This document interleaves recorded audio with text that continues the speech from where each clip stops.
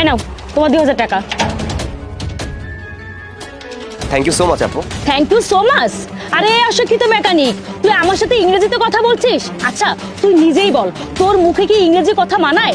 তুই গ্রামের বস্তির ছেলে, তুই কথা বলবি গ্রামের ভাষায়, তোকে তাতেই মানায়। তুই এসেছিস আমার সাথে ইংরেজিতে কথা বলতে, তাই না? তো কি হয়েছে আপু, ইংরেজি সামান্য একটা ভাষা। আমরা যেমন বাংলা ভাষায় কথা বলি, ইংরেজি তেমনই একটা ভাষা। এটা চাইলে যে কেউই বলতে পারে, এতে সমস্যা কোথায়?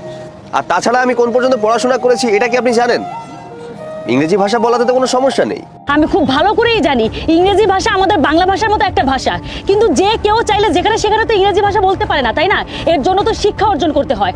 ভাব, এমন দেখাচ্ছিস মনে হচ্ছে যে কয়েকটা ডিগ্রি নিয়ে তুই বসে আছিস। এই, তোকে তো দেখে মনে হচ্ছে তুই বকলমও পারিস না, আবার তুই এসেছিস আমার সাথে ইংরেজিতে কথা বলতে, তাই না?